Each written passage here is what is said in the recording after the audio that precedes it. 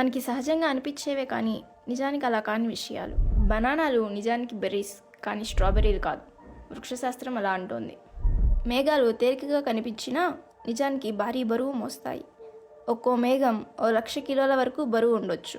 తేనె ఎప్పటికీ పాడవదు. 3,000 సంవత్సరాల పాత తేనె ఇప్పటికీ తినదగినదే. మన ముక్కు 50,000 వాసనలను గుర్తుంచుకోగలదు.